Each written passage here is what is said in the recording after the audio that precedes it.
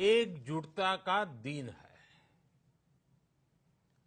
ये विश्व बंधुत्व के संदेश का दिन है। ये वननेस ऑफ ह्यूमननेस का दिन है, जो हमें जोड़े, साथ लाए, वही तो योग है। जो दूरियों को खत्म करे, वही तो योग है। कोरोना के इस संकट के दौरान दुनिया भर के लोगों का my life my yoga video blogging competition में हिस्सा लेना इस बात को दिखाता है कि योग के प्रति उत्साह कितना बढ़ रहा है, कितना व्यापक है। साथियों, इस साल अंतर्राष्ट्रीय योग दिवस की theme yoga at home and yoga with family ये तय हुई है। आज हम सब सामूहिक कार्यक्रमों से दूर रहकर घर में ही अपने परिवार के साथ मिलकर योग कर रहे हैं। बच्चे हो, बड़े हो, युवा हो, परिवार के बुजुर्ग हो, सभी जब एक साथ योग के माध्यम से जुड़ते हैं तो पूरे घर में एक ऊर्जा का संचार होता है। और इसलिए इस बार का योग दिवस, अगर मैं दूसरे शब्दों में कहूं तो ये भावात्मक योग का भी दिन है। हमारी फैमिली बॉन्डिंग को भी बढ़ाने का दिन है। साथियों, कोरोना पैंडेमिक के कारण आज दुनिया योग की जरूरत को पहले से भी अधिक गंभीरता से महसूस कर रही है। अगर हमारी इम्यूनिटी स्ट्रांग हो तो हमें इस बीमारी को हराने में बहुत मदद मिलती है। इम्यूनिटी को बढ़ाने के लिए योग की अनेक विध विधियां हैं, अनेक प्रकार के आसन हैं। वो आसन ऐसे हैं जो हमारे शरीर की स्ट्रेंथ को बढ़ाते हैं, हमारे मेटाबॉलिज्म उसको शक्तिशाली करते हैं। लेकिन कोविड-19 वायरस खासतौर पर हमारे श्वसन तंत्र यानी कि रेस्पिरेटरी सिस्टम पर अटैक करता है। हमारे रेस्पिरेटरी सिस्टम को स्ट्रांग करने में जिससे सबसे ज्यादा मदद मिलती है वो है प्राणायाम। प्राणायाम यानी एक प्रकार से ब्रीथिंग एक्सरसाइज है। सामान्य तौर पर अनुलोम विलोम प्राणायाम ये एक प्रकार से पॉपुलर भी हैं, आप भी जानते हैं और लोग भी जानते हैं, करके भी दिखाते हैं। ये प्रभावी भी है। लेकिन प्राणायाम के अनेक प्रकार हैं।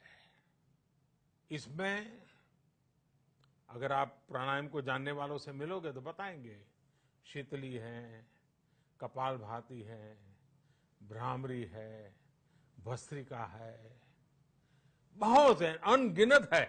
अब तो नए नए जुड़ते भी चले जा रहे हैं।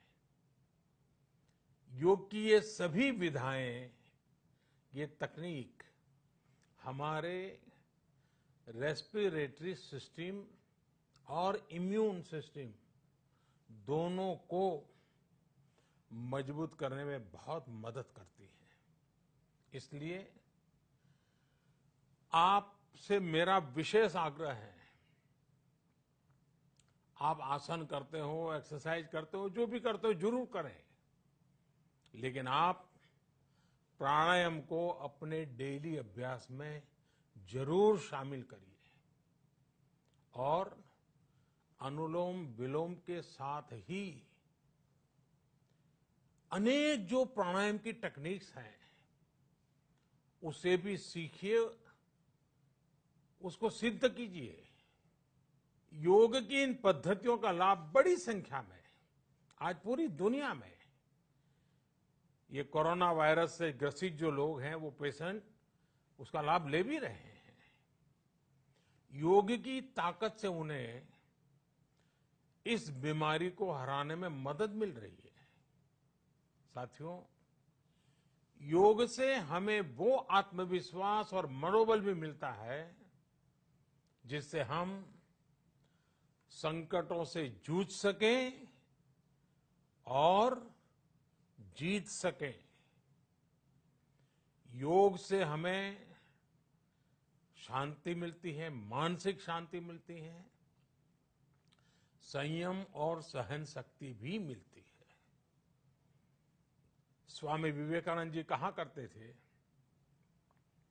एक आदर्श व्यक्ति वो है जो नितांत निर्जन में भी क्रियाशील रहता है और अत्यधिक गतिशील में भी संपूर्ण शांति का अनुभव करता है। किसी भी व्यक्ति के लिए एक बहुत बड़ी क्षमता होती है,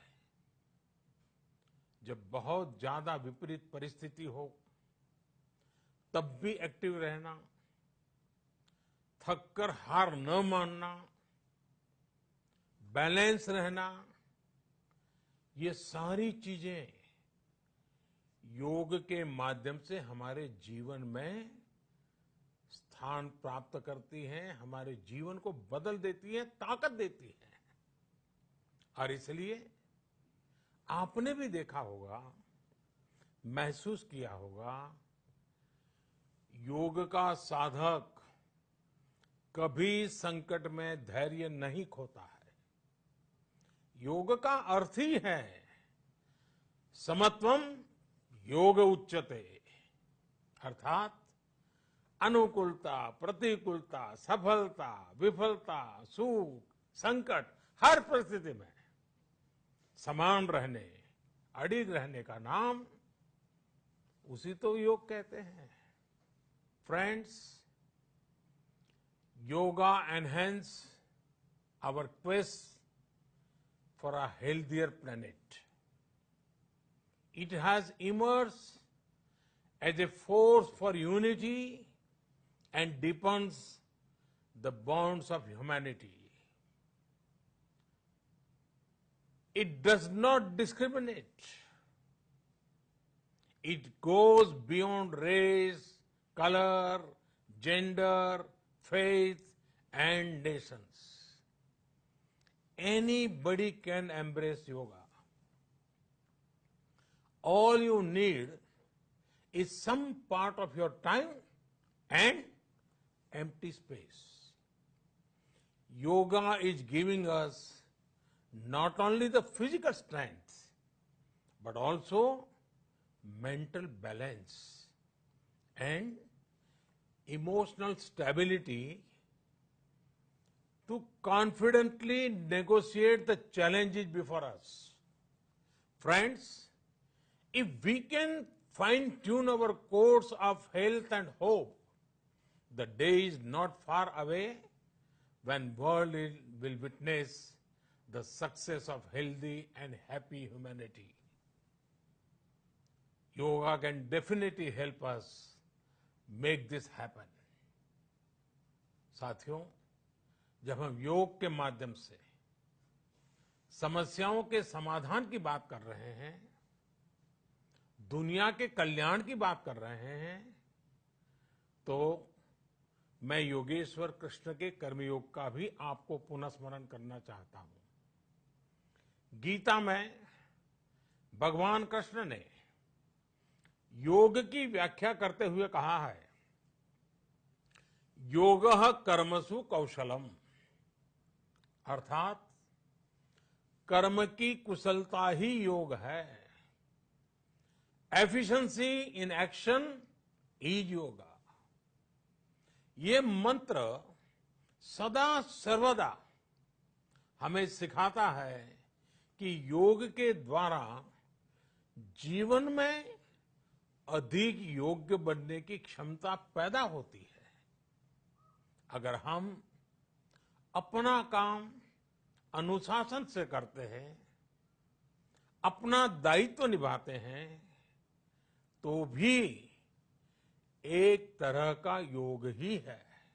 साथियों, कर्मयोग का एक विस्तार और है। हमारे यहां कहा गया है, युक्त आहार विहारस्य युक्त चेष्टस्य कर्मसु युक्त स्वप्नावबोधस्य योगो भवति दुखा।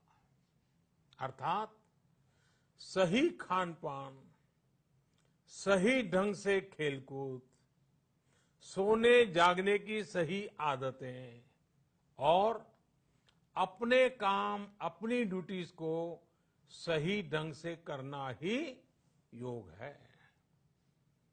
इसी कर्मयोग से हमें सभी तकलीफों और समस्याओं का समाधान मिलता है।